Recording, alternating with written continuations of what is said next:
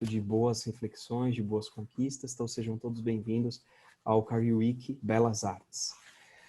Eu vou apresentar aqui agora, então, o professor Giovanni, que vai conduzir esse bate-papo, esse encontro aqui com o Fernando. Então, o professor Giovanni de Preti Campari, formado pela Belas Artes, aí ex-alunos da Belas Artes em 2000, né? Ele é mestre pelo Mackenzie, né, em 2007, e é doutorando agora, desde 2016, aí se preparando, né, para a reta final, para concluir, né, Giovanni? Ele é coordenador hoje do curso de Arquitetura e Urbanismo da Belas Artes. Ele teve passagens em escritórios reconhecidos aí como Rui Otaki, Áfalo e Gasperini, Camargo Correia e Spadoni AA.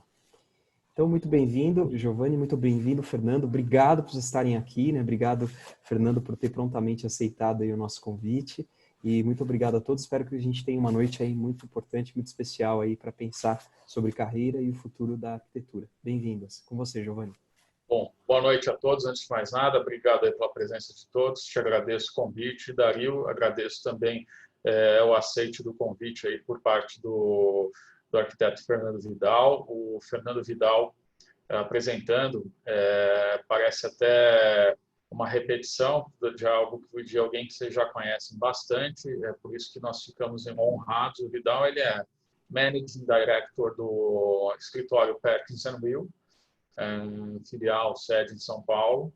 Ele está há mais de 20 anos, aí o escritório é líder aí de projetos de interiores corporativos na América Latina e tem forte atuação e compreensão da necessidade do cliente, do desenvolvimento de soluções criativas e inovadoras, tanto na premissa de qualidade quanto na eficiência de processo.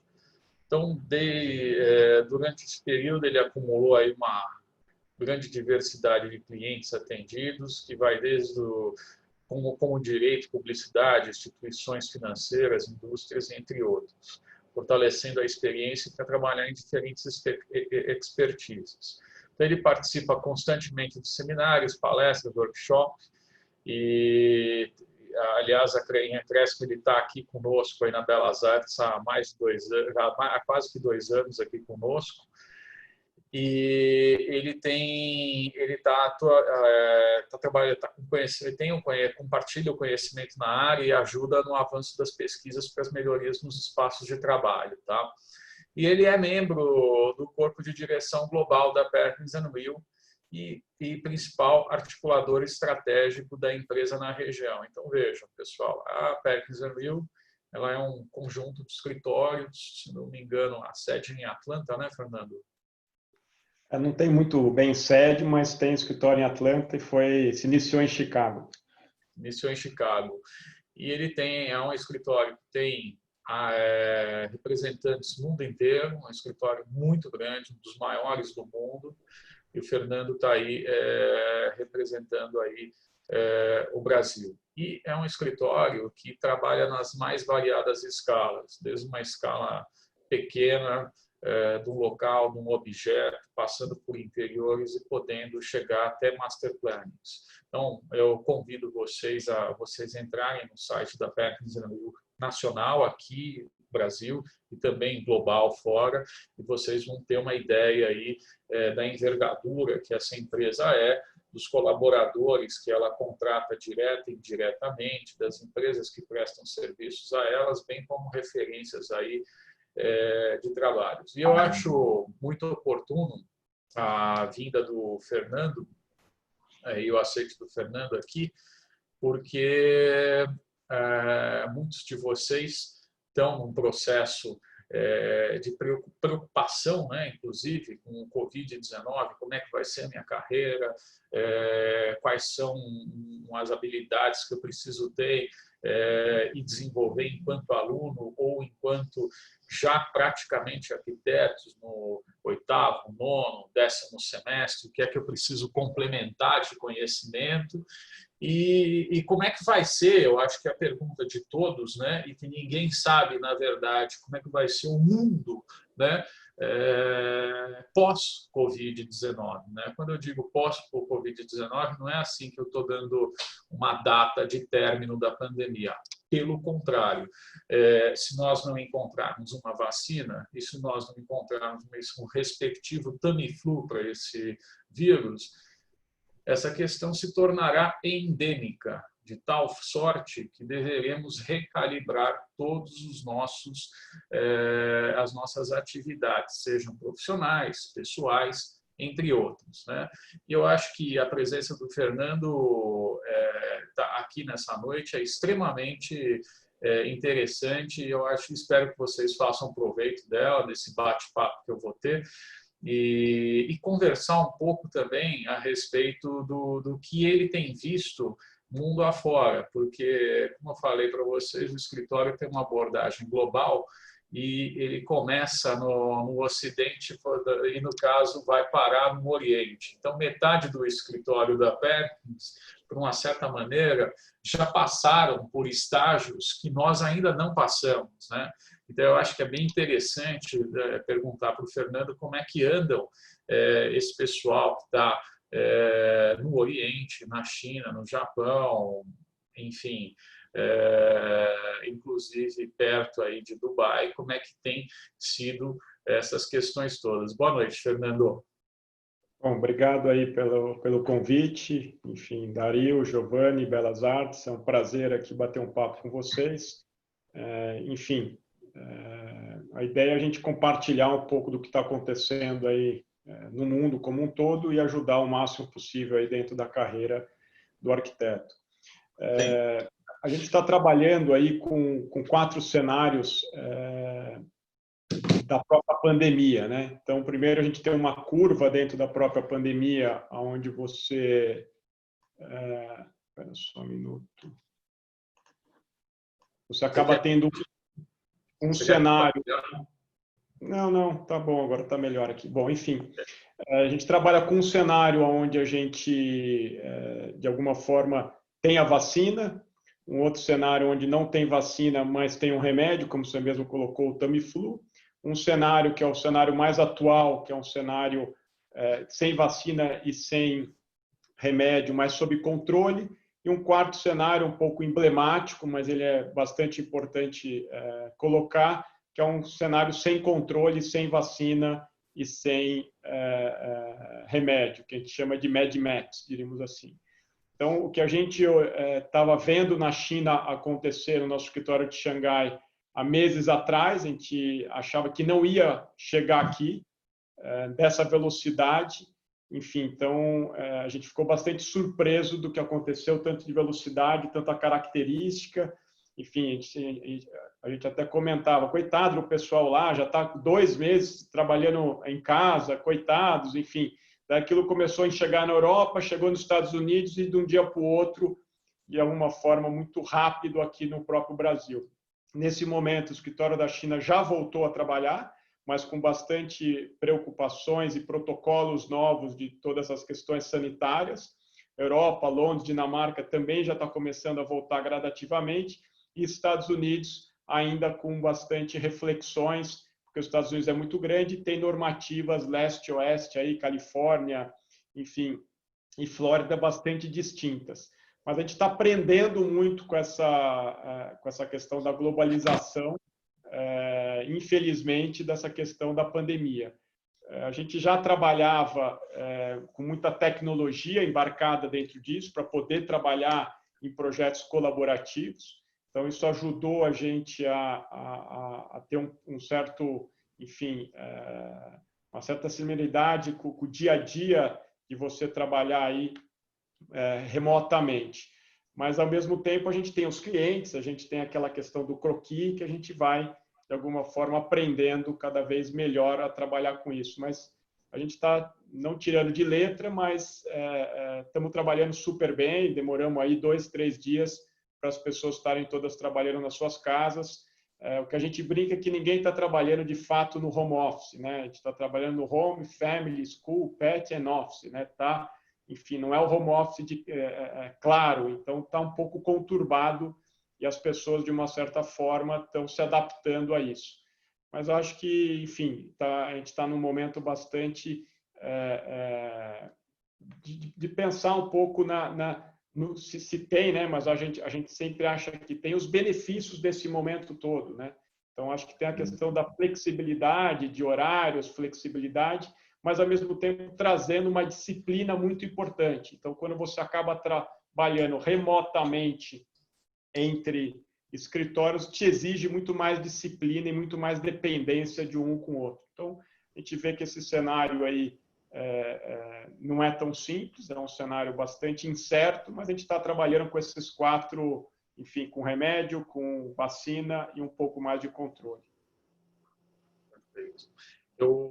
O que eu ia te perguntar, Fernando, antes de mais nada, como é que, claro que vocês trabalham com uma cadeia de pessoas, além dos próprios funcionários, mas como é que os clientes, no caso, mercado imobiliário, que são os mais tradicionais, os clientes particulares, como é que a cadeia de fornecedores, como é que essa segmentação toda que performa o seu escritório, eles têm recebido e têm trabalhado em cima dessas mudanças? Eu acho que está todo mundo se adaptando, como eu falei, não é o legítimo home office, então as pessoas estão sentindo muito essa necessidade de se relacionar fisicamente. E a gente precisa tomar muito cuidado com a produtividade. Tá? Então, uma coisa é a gente bater um papo aqui com 3 pessoas, independente de ter mais pessoas dentro dessa discussão, mas você põe numa videoconferência mais que 10 pessoas, a eficiência dessa discussão, enfim, os protocolos que precisam ser feitos não é tão simples. Então, todo mundo foi para home office sem a infraestrutura adequada, então, sem os equipamentos, não estou falando do nosso caso, da grande maioria de clientes, sem equipamento, sem uma mesa, sem uma cadeira confortável e sem protocolos e sem treinamento. Então, a gente está trabalhando e, ao mesmo tempo, treinando a própria equipe, treinando o cliente, treinando o mercado. Eu acho que, felizmente ou infelizmente, já está todo mundo um pouco mais, já se adequou um pouco nessa dinâmica. Mas precisa tomar muito cuidado com a disciplina e com a ineficiência. Porque quando combina uma reunião às 9, não é 9h05, não é 9h10, e tem lá X pessoas te esperando. Né? Então, enfim, o respeito com o próximo é bastante importante. Mas acho que nesse momento já está todo mundo bastante mais adaptado, diríamos assim, a essa questão da videoconferência. E a gente usa ferramentas de discussão de sketches, enfim, a gente tem bastante ferramenta que dá para ilustrar bastante os pensamentos e trocar as ideias, tanto com o cliente, tanto internamente. Mas a questão das amostras, dos mockups, né? Enfim, não é tão simples assim. Então, a gente brinca, se vira nos 30, tem que tirar a foto, manda, volta, enfim, usa o máximo da tecnologia possível para clarear as informações e relações com os clientes. Eu vou, Giovanni, só deixa eu compartilhar rapidamente a enquete que eu vou fechar aqui, para a gente ver os resultados das pessoas que estão acompanhando aqui a gente, até para a gente poder alinhar, né, ver quem é que está hoje acompanhando a gente aqui. Bom, provavelmente todos estão vendo. Hoje a gente tem aí maioria Belas Artes, né, tá aqui presente com a gente também tem pessoas de outras instituições, até se vocês quiserem comentar no chat quais são as instituições que vocês são, para que a gente possa conhecer. Já teve gente do Brasil inteiro, né? Algumas pessoas que não possuem vínculo necessariamente com a instituição, então a gente tem casos de alguns alunos potenciais estudantes, né, que venham a querer estudar, entrar no mercado, ou pessoas que se formaram. A gente tem aqui, cursando a graduação, 53%, os demais não estão cursando, então a gente tem um público aí amplo também, que ou já se formou ou vai entrar ainda, né, na faculdade. Tem um grande número de pessoas que têm interesse em pós-graduação. Qual carreira pretende desenvolver? A gente fez uma pergunta aqui, ele podia responder de forma múltipla, então carreira artística, a maioria busca aí uma carreira empreendedora, ter um negócio próprio, então ele pode ter combinação entre carreira artística e empreendedora, ou carreira corporativa e empreendedora, ou carreira artística e empreendedora, né? Pode ter combinado essa questão aqui. Se está trabalhando, então a gente tem aí 55% está trabalhando, outra parte não. e se está trabalhando em qual cargo, né? Então, a gente tem aí um grupo de 12% como estagiários, 14% aí que está como assistente, depois analista, a gente tem coordenador, a gente tem gerente, tem aqui, por acaso, alguns artistas ou empreendedores com o próprio negócio, tem professores, está nos acompanhando, e não está trabalhando também um grupo de 43%. Qual é a área? A maioria é arquitetura, mas olha que interessante, a gente tem interesses aí tanto de pessoas de artes, como de comunicação e marketing, design também, então é interessante, educação, ciências exatas e outras áreas que não estão aqui. Então, esse é um pouco do perfil do nosso público e vamos continuar, então, esse nosso bate-papo. Eu aproveito para informar que se você tem alguma pergunta, pode fazer a pergunta ao longo do bate-papo aqui com o Fernando, só você incluir aqui em Q&A, né? Então, você coloca aqui Questions and Answers, a gente vai responder aí as perguntas à medida que você vai fazendo, tá bom? Muito obrigado, então, com você, Giovanni, Fernando. Fernando, a gente que, até brincando aqui um pouco, né, para tornar um pouco mais contraído, nós que somos muito mais jovens do que o público que está nos assistindo, nós nascemos aí entre final de década de 70, 80, e nós somos, na verdade, literalmente antes da internet, antes do modem, né, ainda na discagem, né? E a gente se depara com gente aqui, público, que nasceu já na internet, né? Que nasceu, inclusive, pós aquele modem daquela discagem, né? E eu digo isso porque essa construção, essa relação com a tecnologia é completamente diferente com o que a gente tinha. Hoje, eles vivem numa sopa de letrinhas, né? E que a gente, inclusive, procura determinar até os nossos próprios comportamentos, como, por exemplo, coworking, né? Co-living, né? Tudo coparticipativo. Vou pegar um Uber e eu vou coparticipar para conseguir com outro passageiro, para conseguir, de repente, ter um desacréscimo aí no meu custo. Eu vou fazer uma divisão de equipamentos, eu vou até comprar ou alugar um carro junto. A gente tem teses também, né, de escritório de arquitetura como trabalho colaborativo, né? Então, o que dessa sigla coworking, co-living, colaboração fica ou você supõe que possa ser transformada numa época de Covid-19? Vamos lá, vamos tentar dividir um pouco. Eu acho que essa relação da tecnologia, ela veio para contribuir, exatamente para intensificar um pouco do que você estava falando, da colaboração, da cocriação, de conectar mais facilmente as pessoas. Mas a tecnologia não vai fazer nada por você. Então, ela é uma ferramenta que você usa da melhor forma possível. Então, na área da arquitetura, a gente é bastante incisivo no traço, enfim, na discussão ali. A nossa linguagem é o desenho, né? Não um desenho de apresentação, mas um desenho de discussão. Então, o advogado se comunica muito bem nas terminologias técnicas, no juridiquês que a gente fala, né? O arquiteto tem que se comunicar bastante na questão da expressão do desenho, da sua ideia. Enfim, quando você vai discutir com alguém, você rabisca ali com uma facilidade, ou com alguém, o seu colega, ou com o próprio cliente, é muito mais fácil. Então, a tecnologia veio nesse sentido para contribuir, para agilizar e para criar formas também que talvez você não conseguiria criar simplesmente ali no próprio desenho. Então, a gente vê que a questão da tecnologia veio para ajudar, mas, ao mesmo tempo, ela não vai fazer nada por você. Então, você tem acesso a tudo que está acontecendo no mundo, ou lançamentos imobiliários, ou um próprio museu que aconteceu, enfim, na China ou nos Estados Unidos, mas aquele outro negócio também de você vivenciar o espaço, ele é extremamente importante. Então, a gente tem, de um lado, a questão do traço, daquela criação tailor-made, você tem a tecnologia para intensificar, e, ao mesmo tempo, a gente não pode perder aquela relação com o espaço. Uma coisa é você ver uma fotografia, fazer um tour virtual pela internet, uma coisa é você vivenciar aquele espaço, né? Então, você vai num museu, você vai enfim, eu tive a oportunidade, o ano passado, ir lá, por exemplo, para Jerusalém. Na hora que você entra naquele espaço do Muro das Lamentações e vivencia aquele negócio, é uma experiência que, enfim, ou você vai para Fátima, ou você vai, enfim, independente da sua crença, da religião, os espaços, de alguma forma, têm uma inspiração e têm um movimento muito importante.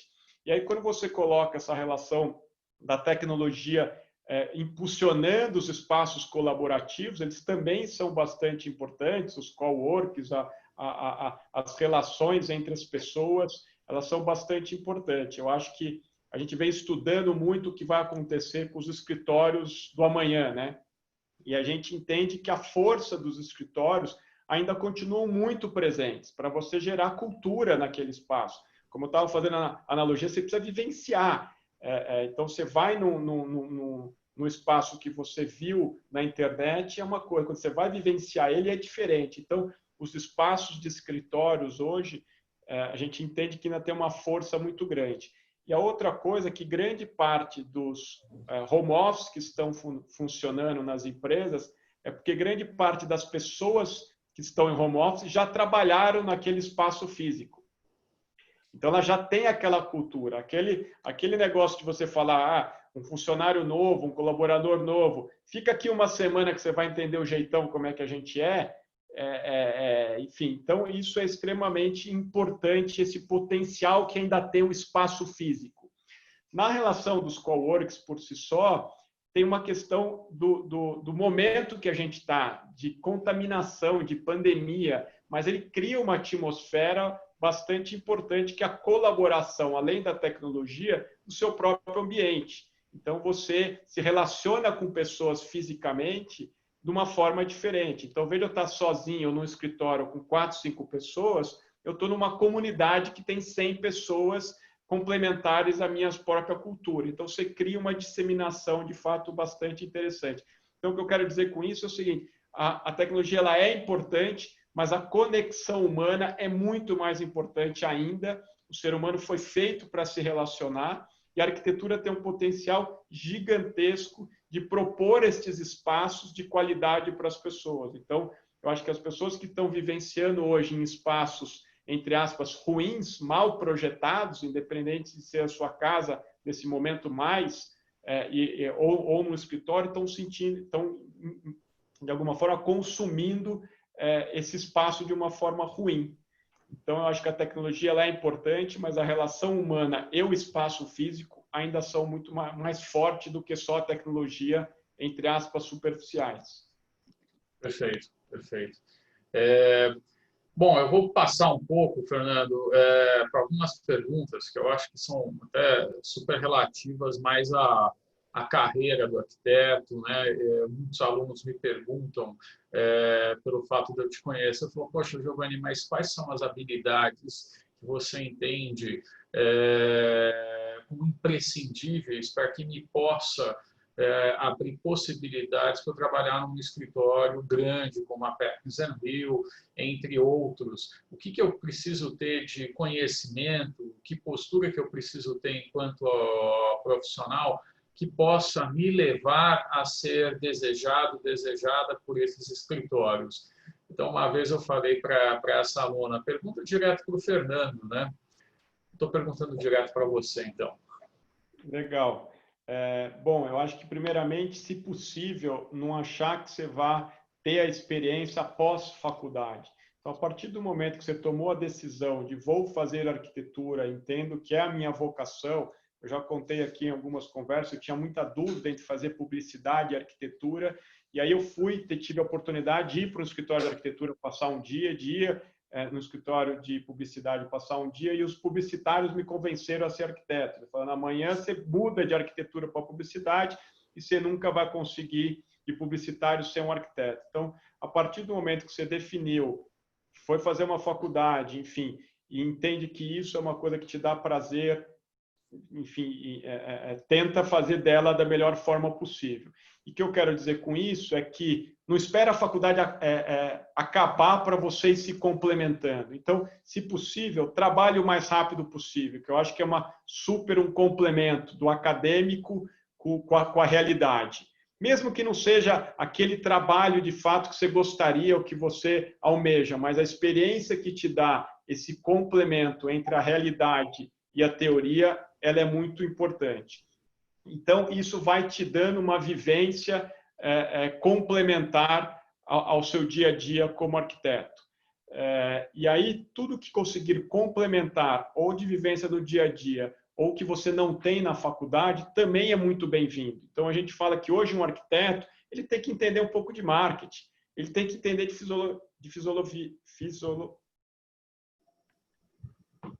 psicologia, perdão. Psicologia. Tem que entender de psicologia, tem que entender de administração, de economia. Então, ele é um profissional hoje um pouco mais completo do que simplesmente só o olhar para a arquitetura. Porque a hora ele vai ter que vender o projeto dele, a hora ele vai ter que cobrar o projeto dele e ver se ele consegue entregar com aquele valor.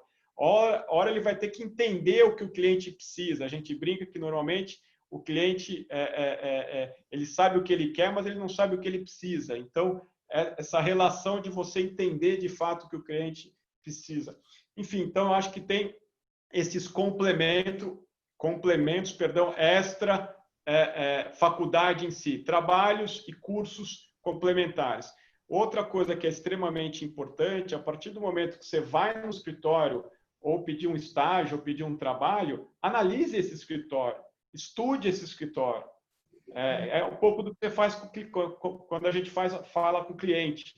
Então, antes de você ir numa empresa, você estuda aquela empresa para conseguir falar com o cliente de uma forma diferente. Então, às vezes, a gente faz algumas entrevistas, as pessoas nem sabem a nossa história. As pessoas não sabem nem os projetos que a gente faz. Então, quando você vai no escritório, estuda ele antes, para entender o momento dele. E o que a gente acha importante avaliar é essa combinação entre o lado técnico, os skills que a gente chama, as características e competências daquela pessoa, mas, ao mesmo tempo, se ela está vivendo um momento parecido com o nosso. Porque não adianta a pessoa estar vivendo um momento e não ter as questões técnicas, e não adianta as pessoas terem as questões técnicas e não estar vivendo o mesmo momento. Então, a gente tem um momento de muita colaboração, de cocriação, de ir atrás das coisas, de ser bastante proativo, enfim, de tentar se conectar com o mundo como um todo. Então, esse é um pouco do momento que a gente está vivendo agora. Então, a gente saiu daquele conceito piramidal que a gente fala, do arquiteto líder, só ele no escritório, para uma coisa mais horizontal. Então, eu estou te dando exemplo da gente, não tem certo ou errado. Então, o que eu daria como sugestão é que as pessoas, de alguma forma, vá atrás daquele escritório de arquitetura ou daquele parceiro, do conhecido, entenda quem ele é, para conseguir ter bastante proatividade nessas entrevistas, na formação de currículo e tudo mais. A gente avalia muito a vontade que a pessoa tem e faz sempre essa analogia. Quando você vai fazer uma entrevista com o cliente, é isso que ele quer ver. Ele quer ver seu conhecimento, quer ver se você conhece ele, quer ver as suas habilidades, enfim, quer ver se você está afim, de fato, de desenvolver aquele projeto. Então, eu acho que é um pouco bem parecido. A gente é um cliente interno e o cliente final, a gente tem uma relação bastante parecida. Bom, a gente estava falando de coworking, de co-living e também dessa conexão. Hoje, já que a gente está online e por que não, né? Eu fiz isso recentemente aqui na Belas Artes, já que a gente não tem essa condição de pegar uma passagem e ir até o escritório.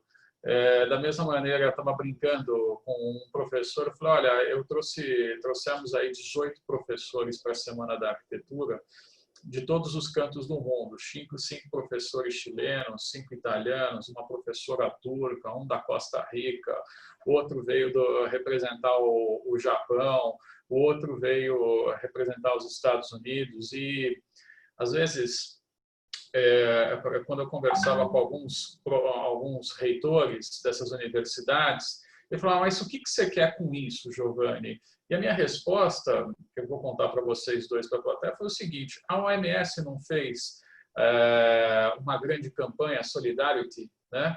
De se fazer um grande share aí de conhecimentos para se encampar numa solução com a maior brevidade possível do Covid-19? Então, a minha campanha entre esses professores era de solidarity, na verdade, se trocar conhecimentos, modus operandi, para a arquitetura operar e lidar com essa situação adversa o mais rápido possível. E, dessa maneira, eu consegui aí uma grande quantidade de pessoas que se enfronhou nessa semana. Por isso eu te pergunto, Fernando, são pessoas estrangeiras e o inglês, né, preponderou, obviamente, nessas palestras. O inglês continua sendo um diferencial para vocês ou é uma obrigação? Eu acho que não é só no lado profissional, eu acho que é no lado de você buscar conhecimento. Eu acho que a língua inglesa ela ainda é uma língua globalizada. Você tem aí o espanhol, tem o italiano, tem o francês, mas se você quiser comunicar mundialmente, a gente entende que o inglês você se comunica com todo mundo, enfim. Então, se você quer ter um conhecimento mais globalizado e se conectar com pessoas, como você colocou no início, a própria tecnologia, né? A gente usa inúmeras termologias hoje que não são brasileiras, enfim, não são da língua portuguesa, né? São termologias globalizadas e ela vem no inglês. Então, eu acho que o arquiteto tem a obrigação, se ele quer se aculturar, se ele quer se relacionar, buscar novas experiências, buscar novos contatos, sem dúvida ele tem que estudar enfim, algumas línguas. E, sem dúvida, o inglês ainda é uma língua mais globalizada, diríamos assim. Muitos alunos nossos acreditam também, e muitas pessoas, que como vocês são um escritório bastante ligado ao campo prático e pragmático, ou seja, fazer um projeto, tem que entregar um projeto, respondo a todos os segmentos aí da construção, que saber, por exemplo, uma ferramenta como o Revit é fundamental porque é uma linguagem global, mundial. Mas você disse há pouco tempo, agora há pouco, que existe até uma situação um pouco de se sentir ofendido quando o candidato se dirige a vocês sem ter sequer o conhecimento da própria história do escritório. E aí eu pergunto para vocês, será que é só isso? Ou se, de repente, também, além das ferramentas práticas, um conhecimento, uma certa erudição do candidato, né? Conhecimento de cultura, formas de projeto, referências, se dá valor a isso daí e se complementa também com o saber da própria história do escritório? Não, sem dúvida. A gente também tem uma outra brincadeira que a gente fala que, enfim, até contra aqui o lado de ensino, mas é simplesmente uma brincadeira que a arquitetura não se ensina, se aprende, né? Então, o que a gente quer dizer com isso? Você vai dando as informações, você vai dando os caminhos, mas a percepção, a sensibilidade de cada um tem a sua, não tem bonito e feio, cada um cria o seu senso crítico, né? De estética, de funcionalidade. Então, isso, de alguma forma, é um aprendizado que você não lê num livro. Você vai, dia a dia, de alguma forma, projeto a projeto, enfim, percepções, como eu falei, do espaço, né? Então, você vai num restaurante, você vai numa loja, você vai num museu, enfim, quanto mais você vivenciar e respirar aquele espaço, mais você vai conseguir ter as suas percepções. Isso pode ser no mato, pode ser na praia, pode ser uma coisa urbana. Então, aquela biblioteca, você mesmo não tem esse negócio da tecnologia de você pôr mais um chip em você mesmo, ou ir lá e comprar uma biblioteca, a última versão, e colocar dentro de você. Então, acho que essa curiosidade, esse ato de se toda hora tentar aprender cada vez mais, ele é super importante. Então, a gente vive estudando. Então, a gente não para nunca de estudar, de entender, enfim, novas tipologias, novos arquitetos, novas tendências. É uma coisa que não para nunca. Então, por isso que eu falei que essa relação entre faculdade e trabalho... então, na hora que eu sair da faculdade, eu não vou estudar mais. É o contrário, você vai ter que estudar mais do que na faculdade. Porque quem te cobra é uma vida real, de fato. Não é para tirar nota para você passar. Se você não chegar lá e mostrar para o seu cliente o conhecimento que você tem sobre aquele assunto específico, e os assuntos estão cada vez mais rápidos, né, se modificando cada vez mais rápido. Então, alguns setores que a gente trabalha, o próprio projetos de faculdades e colégios, projetos de hospitais, projetos de mixed use, projetos de interiores corporativos, enfim, cada um vai se modificando com uma rapidez muito grande. Você tem que toda hora estar atualizado.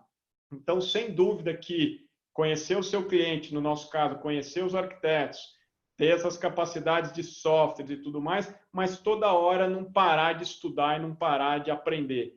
Eu acho que essa é uma inquietude que a gente sempre tem. Então, a gente nunca, entre aspas, está satisfeito com o projeto de ontem. Vamos buscar o melhor amanhã, né?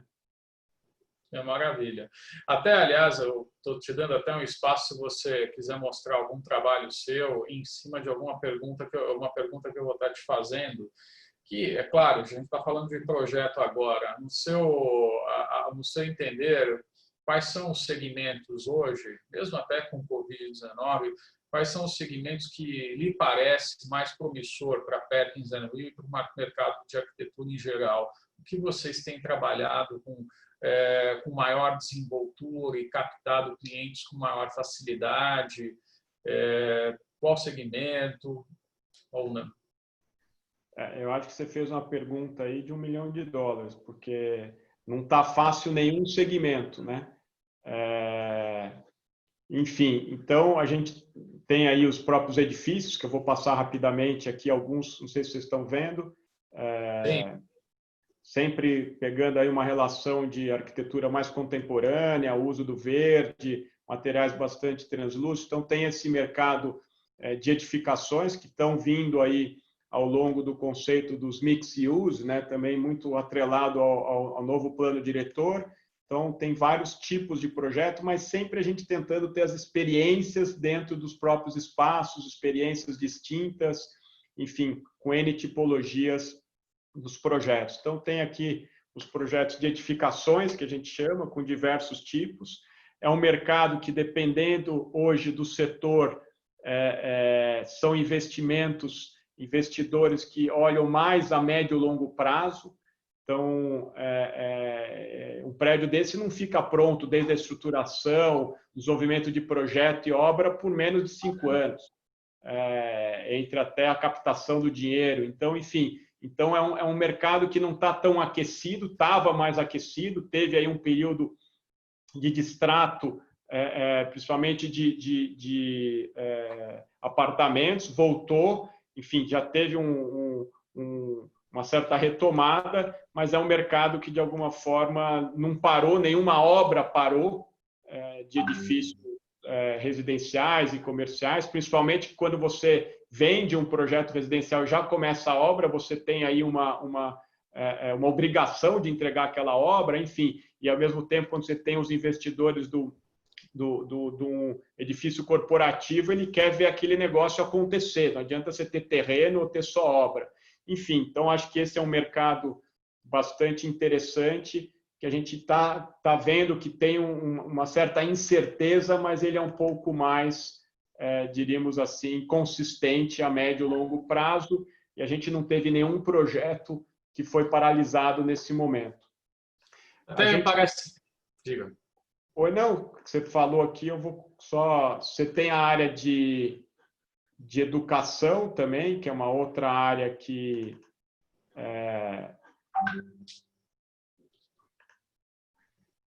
a gente está desenvolvendo alguns projetos, enfim, alguns em obra, alguns em finalizações. Então, também sofreu num primeiro momento uma incerteza muito grande, como é que eu vou dar aula para esses alunos, enfim, precisamos resolver aqui o amanhã, não podemos deixar ninguém sem aula, mas ao longo dos meses começaram a se adaptar também. Então, aqui alguns projetos, aqui, enfim, uma faculdade que a gente está desenvolvendo, e agora tem o pós-pandemia, né? Então, acho que tem alguns mercados como de educação, ele está resolvendo hoje, ele precisa ver como é que vai ser a volta às aulas, mas ainda tem uma oportunidade de entender o que é pós-pandemia. A gente tem aí as próprias residências, né? Que também é um mercado que está um pouco incerto no sentido do investimento, mas, ao mesmo tempo, as pessoas estão aí entendendo que investir numa residência, não interessa se ela é grande ou se ela é pequena, mas no seu espaço de vivência ela é extremamente importante para esse momento que a gente está vivendo. Então, as pessoas estão vendo a importância de você, de alguma forma, ter um espaço mais bem pensado, uma relação interno-externo, enfim, uma relação da biofilia com a questão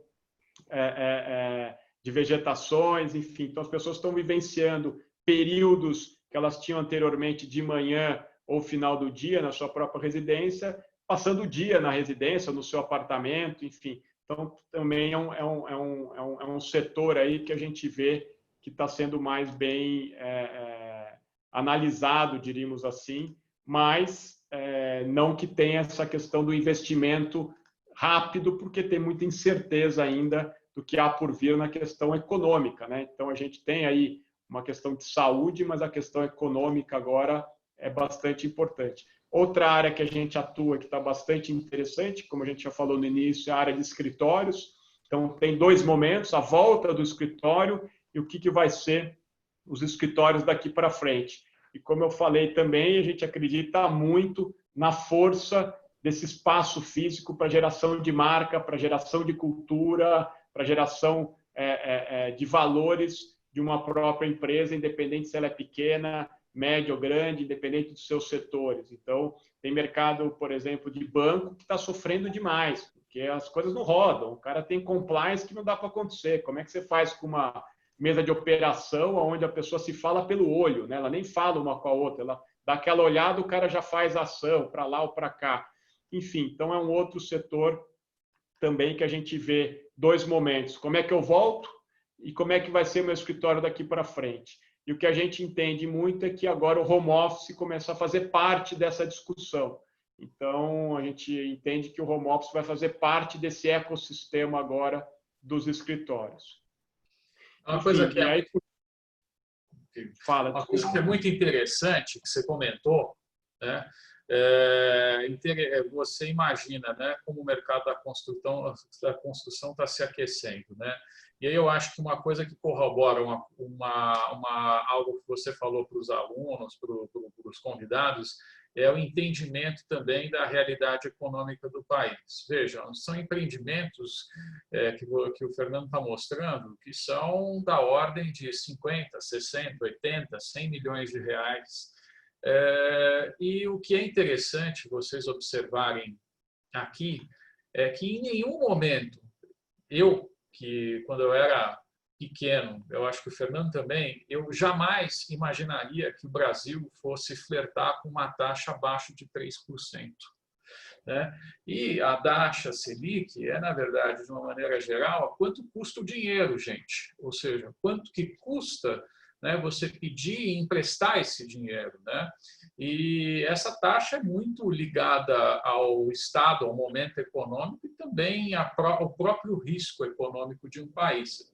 Por exemplo, ter uma taxa na Argentina que é de 50%, ou seja, se você emprestar R$1.000 para o Banco Argentino, eles te devolvem 1.500 no final do ano. No Brasil, se você emprestar R$1.000 aí para o dono do Itaú, ele te devolve R$1.003, né? É uma diferença muito grande. Então, o que eu estou querendo dizer para vocês é que todas as taxas, né, de rendimento de conta, você precisa ter um grau de exposição muito alto para você flertar com um desempenho bom no dinheiro parado, né? Então, o que eu estou vendo, não sei se corrobora com o que você está demonstrando, Fernando, é que muitos incorporadores, investidores, estão colocando dinheiro para a rua mesmo, porque, num certo momento, o país alcançou uma situação tal que deixar o dinheiro único e exclusivamente parado no banco, sobre uma condição conservadora de rendimento, não parece ser mais uma saída interessante, né?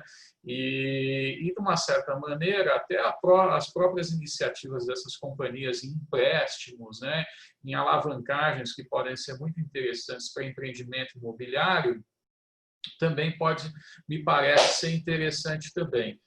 E, por um outro lado também, Fernando, eu andei conversando com algumas empresas de fora e as empresas de interior, litoral também, elas estão com fornecedores com tijolo, blocos esgotados, porque tem gente que já está vislumbrando num produto pós-Covid. Apartamentos, pequenas casas que você possa ter no litoral, e eles acreditando que boa parte dessas pessoas vão realizar que pelo menos part-time da sua vida de trabalho você pode estar home office. A outra parte você tem que ir no escritório. E se você tem essa part-time, por que não eu me descentralizar dos centros urbanos? Ou seja, eu morar no interior, numa casa que eu gostaria já, e de repente ir para uma cidade. Eu não sei se essas informações podem ser complementares. Eu acho que tem vários movimentos acontecendo, né? Então, tem esse movimento de descentralização, como você mesmo colocou, até saiu essa semana aí, a semana passada, que as pessoas estão saindo de Nova York, não sei se vocês viram isso, né? Estão procurando residências de alguma forma com melhor qualidade do que aquela questão urbana, densa, né? Enfim, então isso tem, de fato, esse movimento, e até os próprios escritórios estão acontecendo isso. Escritórios pensando em descentralizar é uma questão ao contrário. A gente estava num momento de descentralização, né? De todo mundo colocar agência de publicidade, todo mundo, todas as áreas, todo mundo junto, muita sinergia. Falou, será que não é, a gente está assumindo muito risco colocando todo mundo junto? Será que não é melhor descentralizar e talvez ter experiências complementares? Põe um mais na parte de uma coisa mais urbana, o outro uma coisa mais campo, o outro uma coisa com dinamismo diferente, enfim. Então, está, de fato, acontecendo essa análise um pouco de descentralização, diríamos assim. E incrível que pareça, a gente acabou fechando projetos aí dentro desse período da pandemia em Campo Grande, em Goiânia, em Salvador, porque os momentos são diferentes. É um pouco do que você falou. Você pega, por exemplo, Goiânia, tem muita relação de agronegócio. Então, as pessoas estão acreditando e estão, entre aspas, capitalizadas para isso, né? Então, o importante é a gente não parar, toda hora ficar entendendo aonde que está o mercado. Sem dúvida, não está fácil por causa das incertezas, mas, ao mesmo tempo, tem uma área de oportunidade, sim. Talvez o condomínio residencial, que não estava tanto em voga, estava mais os apartamentos. Pô, será que agora não tem um campo para os condomínios? Casas talvez menores, mas com essa relação do externo, de você pisar na grama, de você ver o verde. Então, é meio maluco, né? Porque a gente precisa tomar um solavanco para repensar um pouco nos setores que façam sentido aí na nossa própria vida. A questão de deslocamento, né? Eu acho que tem uma tendência aí grande de, se todas as empresas conseguirem entender que o home office faz parte agora do ambiente de escritório, flexibilizar um pouco dos horários, a gente pode ter um trânsito muito melhor, porque não vai estar todo mundo chegando lá 8, 9 horas, vai ter gente chegando às 9, outro chegando às 10, outro chegando às 7, e aí vai criando essa bagunça organizada. Então, eu entendo que as incertezas ainda são muito grandes, mas tem pessoas, sim, com otimismo e pensando em investimentos a médio e longo prazo. Acho que o investimento a curto prazo, eu acho que ninguém está fazendo, mas visões a médio e longo, de fato, acontecem. Sabe, até pegando uma carona nisso, você tem, até estava conversando com algumas pessoas da Multiplan, e eles estavam me falando que talvez eles tenham que repensar o próprio shopping center, mas esse processo de repensar também vai ser depois do que o poder público, que as cidades começarem a determinar como espaços salubres, né? Porque, na verdade, Fernando, eu acho que, por exemplo, o shopping center ele é um conjunto de lajes de 3, 4, 5 mil metros quadrados em 4, 5, 6, 7 pavimentos, né? Esses últimos mais verticais, e girando uma média de 120 mil pessoas ao dia, e as fachadas, né, uma grande caixa cega, com no máximo uma ou outra abertura pelo teto e uma insuflação de ar, insuflado ar-condicionado artificial, iluminação artificial. E alguns estavam se perguntando se, de repente, um mall norte-americano deva ser, né, e a colocação desses shopping centers, não a saraivada dos mesmos em determinados espaços um pouco mais distantes do centro da cidade, será, né, talvez, uma nova realidade de se encarar esse tipo de equipamento. Outros estavam falando, ao mesmo tempo, do próprio hotel, né, que normalmente se verticaliza para se conseguir o máximo de chaves possível. E se, de repente, esse hotel agora ele vai ter que comprar mais terreno, ser mais horizontal, ter menos quarto, e se esse tipo de operação, em determinado momento, fazendo até uma alusão dos hotéis cápsulas no Japão, que me parece ser impossível hoje em dia, se esse tipo de operação hoteleira agora vai ser mais cara e vai também trazer, oferecer a médio e longo prazo um turismo mais caro, né? Por serem operações, se de repente esse hotel que tinha 300 quartos, agora ele tem que operar com 150, 200, né? Como é que você vê essas mudanças tipológicas, essas formas que alguns empresários já andam questionando? Eu acho que a gente acabou vivenciando não um período, mas dias, semanas e meses com mais relação do exterior e interior.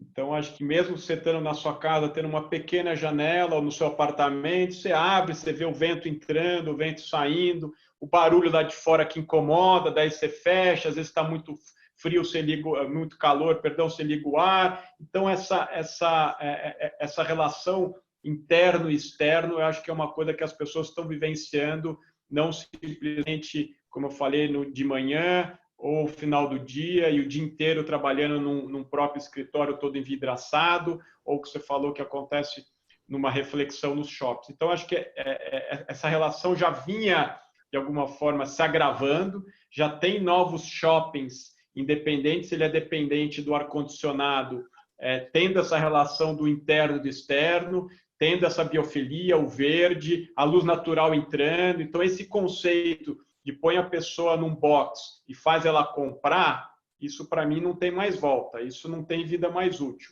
isso já era. E as lojas, por uma questão também de intensidade da tecnologia, da internet, virou um espaço de experiência e não simplesmente o ato que você tem que ir lá para comprar.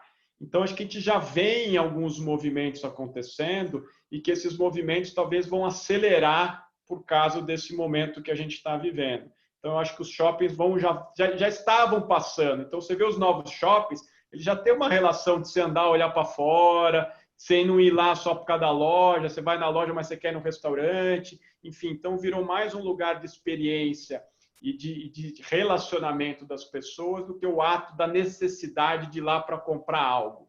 Talvez até o comprar algo vira consequência, né?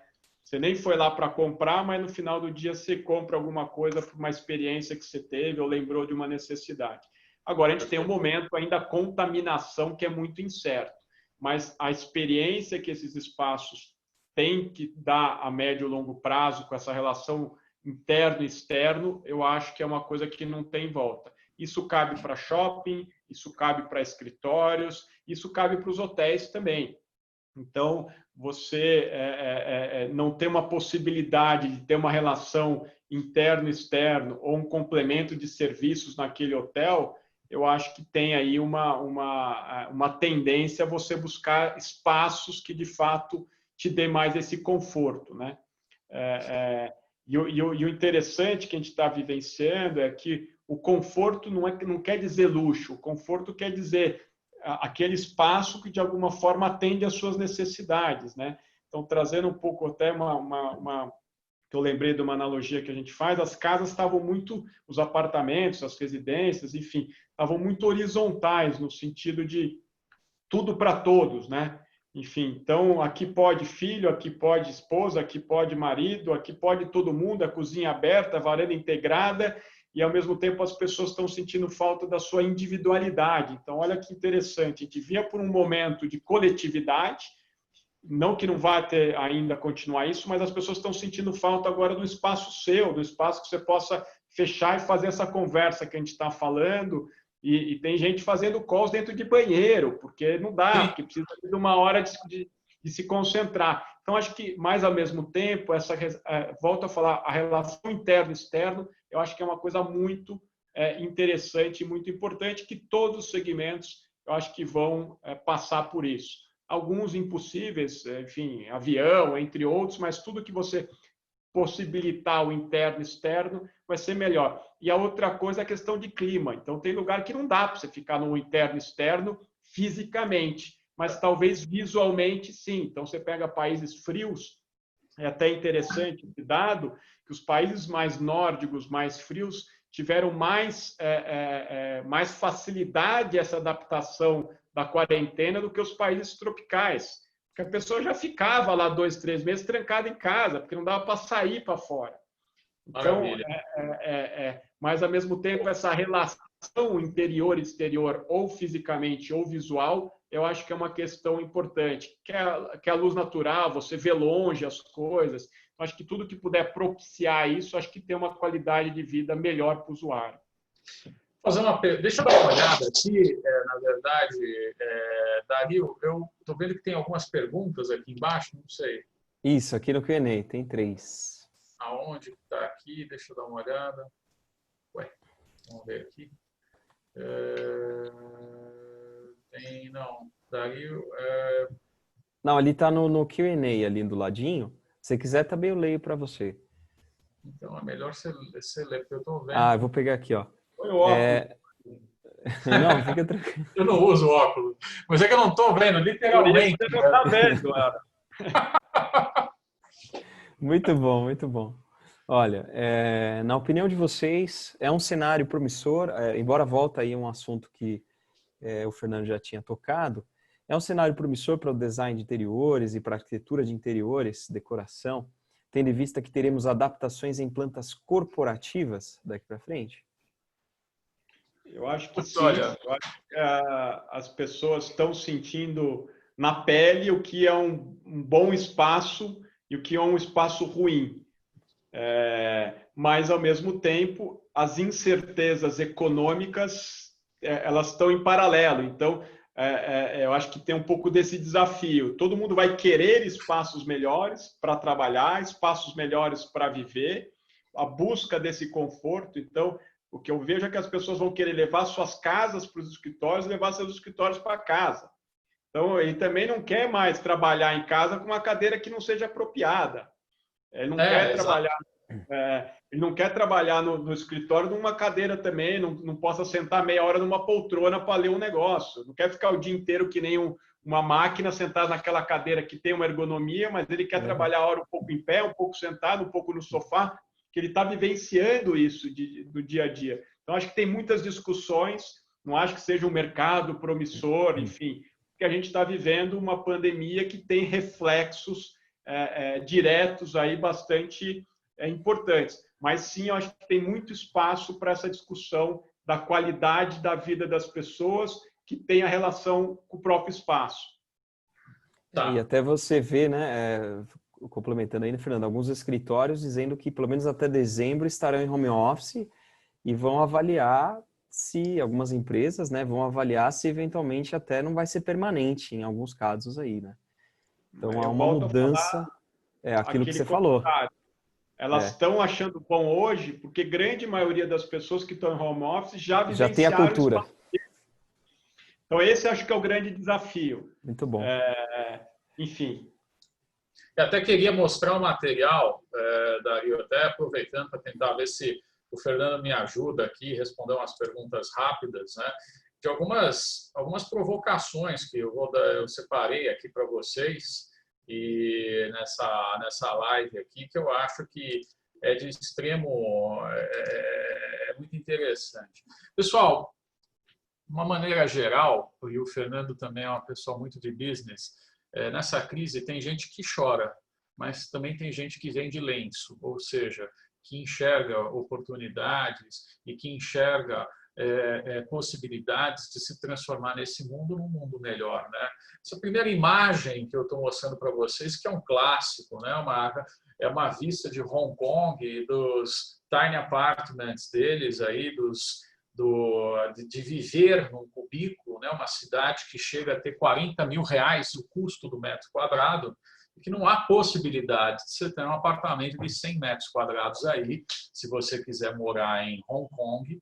Então, você mora nessa configuração. Então, eu pergunto para vocês, o que é essa configuração, né, no Covid-19? O que é a configuração de se ter hotéis nessa configuração, por exemplo, no Japão, né, tentando mitigar o problema do metro quadrado, né, da pouco espaço, né, aumentando o espaço da cidade, adensando as cidades, né? Então, será que isso é possível hoje em dia? Será que isso é cabível, né?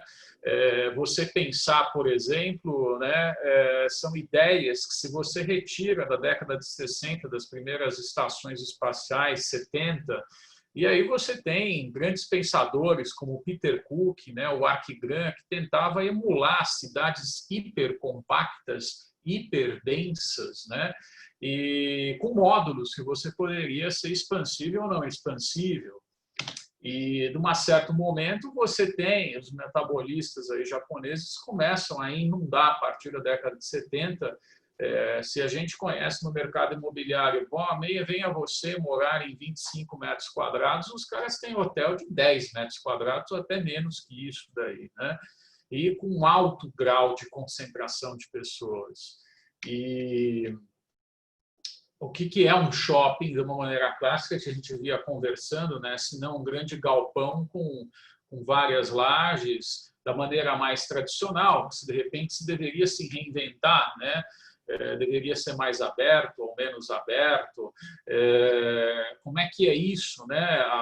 Hoje a gente tem que ter, a gente não pode ter uma aglomeração, né? Hoje eu estava vendo um plano do Dória e do Bruno Covas e tentarem fazer shopping center, colocar 30% da população, permissão, fazer fila de entrada e, ao mesmo tempo, nos shopping centers mais fechados, fazer garagens de estacionamento, trabalhar com 25% da capacidade.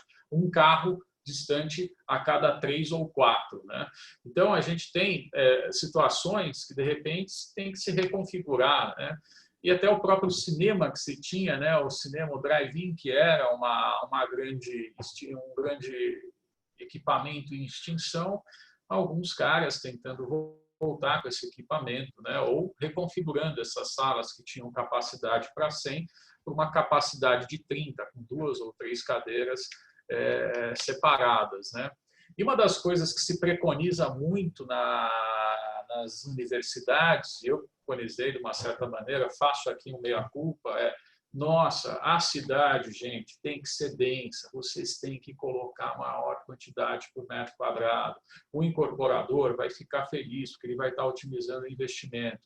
O poder público vai ficar feliz, porque maior quantidade de pessoas por metro quadrado significa menor custo de administração, policiamento, os transportes podem ser mais compactos. Então, vocês têm grandes teóricos, desde o Richard Rogers, Kenneth Young, que preconizavam que as cidades do século XXI deveriam ser, de uma maneira econômica e até prática, um pouco mais adensadas, né?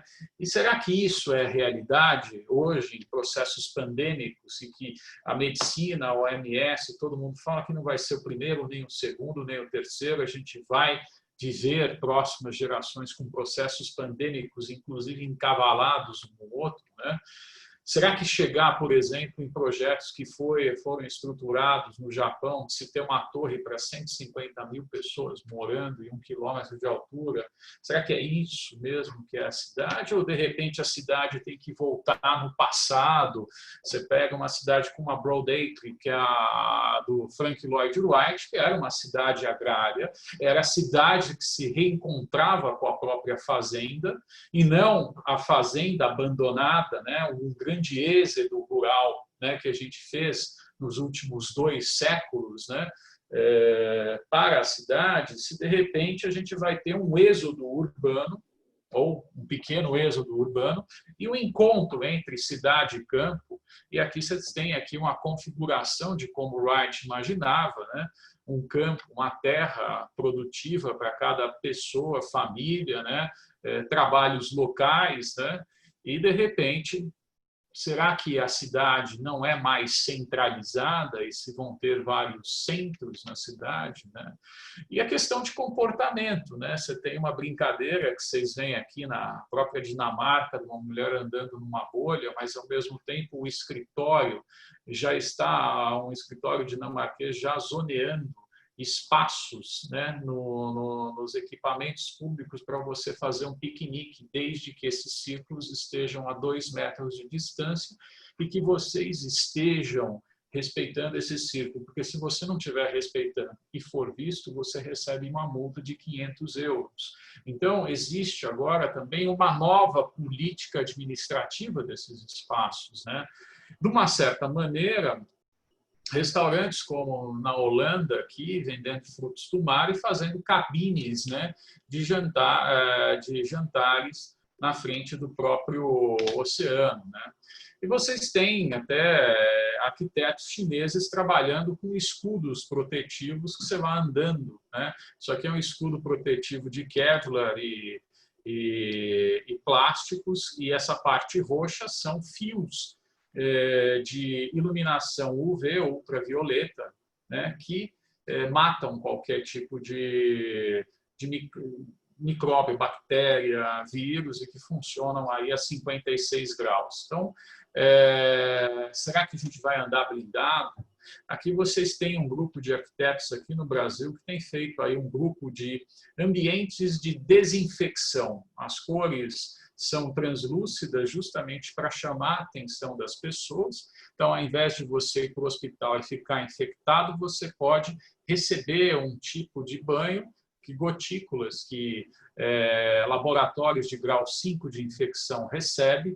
Essas gotículas acabam dando uma lavada e desinfectando parcialmente você. Eu digo parcialmente, eu digo 70% de probabilidade. Por que não 100, como nos laboratórios? Porque a sua roupa é porosa, o algodão é poroso, né? Então, por mais que você receba essa gotícula, isso não adentra totalmente, a não ser que seu tecido seja mais liso, né? Então, são questões que estão sendo pensadas para se adaptar em estação de metrô, ônibus, em entradas de hospitais, repartições públicas, né? E como é que eu vou aprender, né? Eu quero voltar para a classe, pô. É muito chato, tá? EAD. Eu quero poder ver aí o Fernando Dario em pessoas, né? Que você tem alguns exercícios na faculdade em Oxford, né?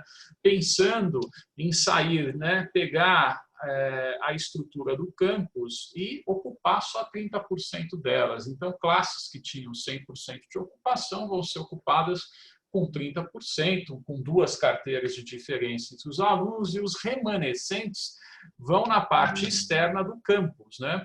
Essa área toda aqui onde serão montadas, né, classes montáveis e desmontáveis, né, aonde as pessoas poderão ingressar por aqui, mas poderão ser divididas sempre no sentido horário. Então, as pessoas só vão andar nesse sentido. Por que não num sentido livre? Porque eles querem que as pessoas vão ingressando no ambiente no sentido horário para evitar colisões impróprias, né? E no meio dessas classes eu ter tendas de pias, de uma série de equipamentos de higienização, né? Então, essa aqui é uma proposta que está sendo posta em prática, né, para uma retomada das aulas numa das faculdades inglesas na Europa em agosto, né? E o mercado imobiliário, né, que a gente estava conversando agora, né? Então, existe essa tendência agora de se querer se descentralizar, né? Então, quais são esses produtos, né? O que se está sendo especulado em termos, né? E eu acho que o capital, né, gente, não fica parado, tá? A gente não tem nem condições para deixar parado o capital. Então, a gente tem também, ao mesmo tempo, um momento muito propício, né, para se pensar em produtos, né, desde a ordem de design, para quem perguntou, desde a ordem arquitetônica. E se vocês acham que o Magazine Luiza vai ficar parado, estão muito enganados. preparem-se, porque a médio prazo, a longo, vocês vão ter uma grande linha nova de eletrodomésticos. E preparem-se mesmo. Aquele aspirador de pó meio babaca que você achava que saía andando, provavelmente ele vai ter recipientes com lisoforme, com equipamentos, uma pequena iluminação UV embaixo que vai disparando intermitentemente sobre o piso, a fim de o quê? Desinfetar a sua casa. Então, aquele rodo, que eu tô há 70 dias assim, minha esposa determinou, o Giovanni fica com o rodo e fica com o aspirador de pó, precisa cuidar do piso. Eu não sei o que o Vidal ficou também, e não sei o que você está rindo também, Dario, vocês ficaram, mas esse processo de desinfecção é importante. Então, esse processo, será que não vira um eletrodoméstico? Será que não vira um eletrodoméstico você que tem que tirar o sapato, um processo de desinfecção, colocar o sapato, fazer? Como é que fica? Os hospitais já inventaram isso. De repente, você tem uma UTI, ela está sendo parada, entra um robô, ele alça uma luz UV, fica 1h30 lá e vai embora. E depois você pode entrar. Então, são oportunidades também em campos de eletrodomésticos que vão acontecer. E, de uma certa maneira, a própria indústria espacial contribui, né? E a própria tecnologia. Vocês viram, 2 dias atrás, o homem que acabou indo, depois de 10 anos, os americanos, voltando para a estação espacial por si próprios, né? Não por carona dos russos, né? E utilizando pela primeira vez na história uma empresa privada que encontrou gente numa situação de negócio super difícil, onde várias empresas perdem dinheiro, uma oportunidade de se prosperar, que foi a SpaceX. E se conseguiu também grandes oportunidades em termos de design, que a indústria aeroespacial pode ser muito interessante para a própria confecção fashion. Veja bem, vocês estão vendo aqui embaixo o primeiro uniforme para Apollo 11. Esse uniforme, ao todo, tinha quase que 40 quilos. Como é que você vai sair? Vocês viam nos vídeos os homens andando devagar. Não é porque eles estavam tentando manter a calma, é que a coisa estava pesada mesmo. Os caras tinham oxímetros, sensores nessa caixa gigantesca, eles tinham tecidos pesadíssimos, eles eram blindados, mas não sentiam o mesmo peso porque na Lua é 1/3 da gravidade. Então aquilo passava a pesar 8 quilos no máximo. Mas mesmo assim já era pesado. E aqui você tem uma configuração dos astronautas, o que eles vestiram, né, para ir para a ISS, com o mesmo oxímetro, com os mesmos sensores, com absolutamente tudo que se tinha na Apollo 12, você tem uma compactação, né, e novos tecidos, né, e isso é uma coisa que pode ser muito útil, né, essas conquistas para o nosso próprio Covid-19. Né. E vocês também, que gostam muito de minivan, SUV, dizem que é o carro das mulheres, vocês vão ficar realmente chateados, mas eu estava conversando na sexta-feira com um engenheiro de criação da Volkswagen, o head da Volkswagen da América Latina, falou: Giovanni, a gente está rasgando todos os projetos. Mas como assim? Eu falei. Não, porque a gente acredita, e o mundo inteiro está acreditando, que as pessoas elas não vão mais praticar mobilidade compartilhada. Elas, em função de algumas pandemias virarem endêmicas, algumas delas vão querer ter um carro compacto em casa, e um carro de energia elétrica, um carro que tenha algum empenho com o meio ambiente.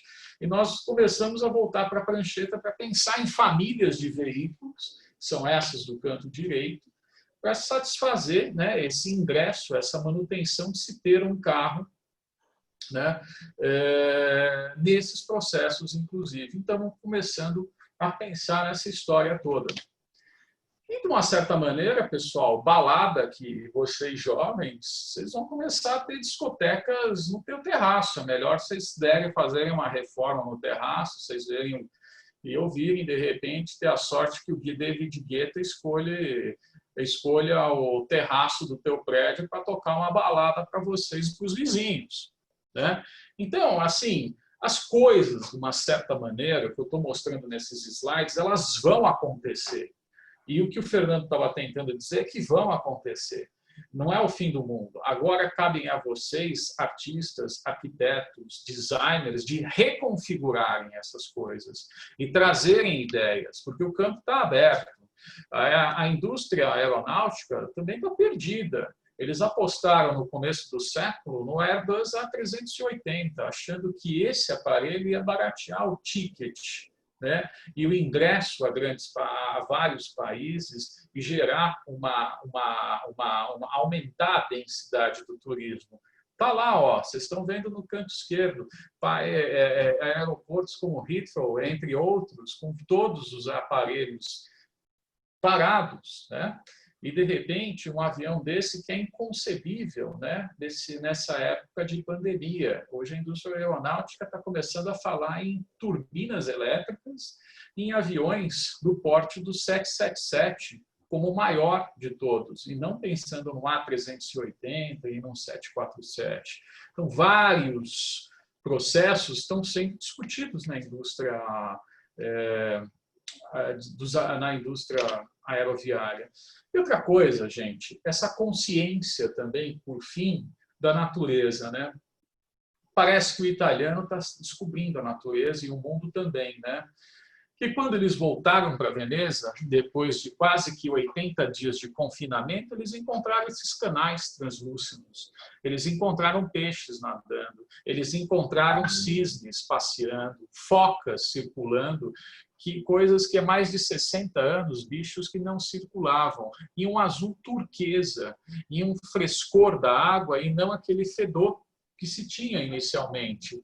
E agora os governos estão fazendo uma série, né, de regras para se mitigar o ingresso desses equipamentos, desses flutuantes a óleo diesel, entre outros, para se preservar o que parece que eles se esqueceram da natureza, né?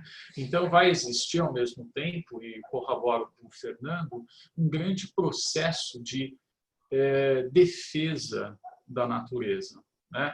Então, eu estou parando por aqui esses slides justamente só para acentuar um pouco aí a discussão. Legal. Enfim, só complementando um pouco do que você falou, acho que tudo isso é quando e quanto, né? Quanto que a gente vai fazer e quando a gente vai fazer e o que ou até quando. Você estava falando, eu só estava anotando algumas coisas aqui para complementar. Eu acho que a questão da socialização, o ser humano é feito para socializar. Então, achar que ele vai se isolar, o ser humano foi feito, enfim, ele tem essa necessidade, né? E aí, o que eu acho que a grande discussão é o que é qualidade hoje e o que é necessidade hoje, né? Então, a gente tinha como um exemplo forte ao longo dos últimos tempos que a qualidade de moradia era você estar o mais próximo possível da onde você trabalha, da onde você estuda, para ter uma questão de mobilidade mais fácil, né? E a gente está todo mundo repensando, será que com a tecnologia que a gente tem e agora os problemas sanitários, a minha qualidade mudou? E é o que você está falando, será que vai todo mundo querer morar na cidade ou eu vou morar mais longe da cidade, mesmo que eu demorava 1 hora, talvez eu demore meia, porque eu não vou precisar chegar às 9, eu posso chegar às 11. Enfim, então eu acho que essa discussão que a gente está tendo agora é o que é a nova qualidade e o que é a nova necessidade. Eu acho que essa é um pouco da discussão. E aonde entra a tecnologia para contribuir com isso, a flexibilidade e as questões sanitárias, que elas ainda são muito incertas. Então, se a gente trabalhar no conceito do cenário que eu mostrei, Mad Max, ninguém sai de casa. Então, eu acho que as questões sanitárias, elas são, de fato, diretrizes para onde a gente vai, mas acho que tem uma questão de repensar ou de requalificar o que a gente chama de qualidade e o que é necessário. Então, acho que essa é a grande discussão que vai impactar, sim, nos projetos de arquitetura e o que esse espaço físico vai representar. Mas eu acho que, volto a falar, o espaço ele tem uma força muito grande quando você vivencia aquele espaço. Então, não dá para você fazer um tour no museu e achar que é o máximo em vez de você estar lá no museu. Não dá para você ir num show pela internet do que você está no show. Então, eu acho que essa vibração humana e esse potencial que o espaço tem, o espaço físico tem, ele é muito importante para o ser humano. Agora, como vai ser ele, quando vai ser ele, quanto a gente vai modificar, eu acho que esse momento está acelerando talvez algumas coisas. E a tecnologia está impulsionando ou ajudando a gente a tomar algumas decisões, principalmente, você pega o lado das escolas, né? Como é que as escolas vão voltar? Talvez as escolas que tenham, a gente já está analisando isso, que tenham refeições na hora do almoço, talvez as crianças façam as aulas necessárias na parte da manhã, vão almoçar em casa e as aulas de tarde vão ser, no primeiro momento, todas por videoconferência. Enfim, então a gente vai se adaptando dentro da realidade, né? Perfeito. Acho que, Dario, eu não tenho mais perguntas aí. Eu acho que a gente esgotou bastante. Verdade. Eu só tenho que agradecer de novo ao carinho, que já não é mais só por educação, mas o carinho que o Fernando tem demonstrado aí conosco. Muito obrigado, Fernando. Legal. Bom, estamos à disposição. A ideia é fazer um bate-papo aqui bastante informal. Espero ter colaborado aí com todo mundo. Enfim, estou à disposição. Acho que foi bem bacana, Fernando. Queria agradecer. Até eu vou compartilhar aqui na tela a pesquisa de satisfação para quem puder nos ajudar, para que a gente possa ir melhorando aí os formatos, né? A gente acredita que também esses eventos serão aí algo que virá a acontecer com mais frequência. É bem provável que muitas das pessoas a gente não conseguiria atrair para um evento presencial, mas no online a gente conseguiu propiciar algumas experiências aí diferentes também, mesmo diante desse cenário difícil que a gente está vivendo. Eu acho que nesses tempos, se você quiser finalizar, Fernando, trazendo alguma questão importante, alguma mensagem aí, especialmente focada nessas competências importantes do futuro da arquitetura, né, que acho que o jovem precisa começar a pensar, talvez o que ele pode, que mudanças, né, que atitudes, que conhecimento ele talvez possa privilegiar agora, né, pensando aí num futuro aí em médio e longo prazo. Legal. Bom, só queria deixar claro que a arquitetura ela é bastante ampla, então, independente de você ter mais afinidade com um segmento ou outro segmento, quanto mais você conseguir olhar a arquitetura, que ela pode ser desde um master plan, de um desenho de uma cidade, ou o desenho de uma cadeira, ambos são arquitetura, ambos mexem com essa relação humana, com a relação do espaço. Então, quanto mais você conseguir permear em todas as arquiteturas, mais fácil dos setores, mais fácil vai você conseguir até, em momentos como esse, tirar mais proveito, talvez, de um setor do que do outro. Então, se você ser mais multidisciplinar ou multicultural, não que alguns setores tenham que ser muito especialista, como o próprio da saúde, se você não entender das questões técnicas, de fluxo e tudo mais, é impossível você desenvolver um hospital, porque ele tem uma questão operacional. Mas se você conseguir desenvolver um hospital, mas também um edifício residencial, ou também um escritório, você fica com um pouco mais de oportunidades dessas incertezas de mercado e momentos que a gente está vivendo, não depender só de um setor específico, por exemplo, com a questão hoteleira. A hoteleira tem aí uma questão bastante complexa nesse momento, né? Ninguém quer fazer mais hotel, ou se você trabalha em algum setor. Isso é cíclico, mas o que eu daria como sugestão é que quanto mais multidisciplinar e multicultural, vai ser mais fácil para você permear aí em diversos setores na sua carreira. E a outra coisa, finalizando, é que sempre tenta buscar mais conhecimento, mais estudos, enfim, que a arquitetura é uma coisa que demanda bastante essa questão do senso crítico que você vai ter. Quanto mais você conseguir buscar conhecimento, melhor vai ser para a sua carreira e tanto para o seu lado pessoal e o seu lado profissional. E finalizando na questão do momento, eu acho que, enfim, uma frase mais todo mundo está falando, vai passar, sem dúvida que vai passar. Eu acho que a gente já passou por inúmeros inúmeras situações aí complexas. Acho que o ser humano se adapta bastante a essas situações, e tentar tirar o maior proveito possível das lições aprendidas e de possibilidades futuras aí, como a gente está vendo na própria tecnologia. Tinha muita gente muito contra o conceito home office, e tem gente hoje achando que, de fato, a empresa não vai nem voltar, né? Enfim, então acho que tem bastante lições aprendidas e bons aprendizados aí. Olha, de minha parte foi muito importante, muito interessante, né? Minha área não é a área da arquitetura, minha área é negócios, empreendedorismo. Claro, tem muita coisa ligada, né? Minha formação original aí é da área de jornalismo, comunicação e hoje administração, né? Mas foi uma experiência muito rica, eu pude aprender muita coisa aqui também, e acredito que para os jovens, né, especialmente os que estão na área, de alguma forma envolvidos, né, com arte, design, arquitetura, urbanismo, acho que foi uma visão de cenário aí muito interessante, né, do que pode vir a acontecer, de tendências, de possibilidades. Acho que assim, um momento muito rico. Obrigado, Fernando, pelo seu tempo, por você estar aqui com a gente. Imagino, tem muitos desafios, muitas agendas, muitas coisas para acontecer, e você, enfim, dispôs aí de 1h30 para estar aqui com a gente. O professor Giovanni também, também sou muito grato aí a vocês, todos nós, né, muito gratos a essa noite muito bacana que vocês propiciaram aqui para todos nós. Eu vou fazer vou parar de compartilhar aqui a tela, vou fazer uma foto oficial aí nossa, então se vocês quiserem bater um sorriso aí, fazer um sorriso. Foto oficial tá ruim aí nessa altura. Você viu, né? Você viu como é que pode isso, né? Nessa altura do campeonato. A gente tem umas fotos interessantes, depois eu encaminho aqui para você também. Fernando, faço chegar aí por meio da assessoria. Então, agradeço a todos. Amanhã nós continuamos logo pela manhã. Amanhã a gente tem evento o dia inteiro, manhã, tarde e noite, com diversas oportunidades aí para cada um. Na quarta a gente também tem manhã e noite.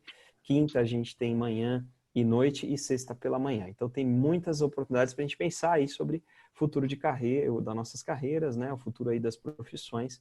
Eu espero que vocês possam estar com a gente. Muito obrigado a todos. Uma boa noite e bom descanso. Legal.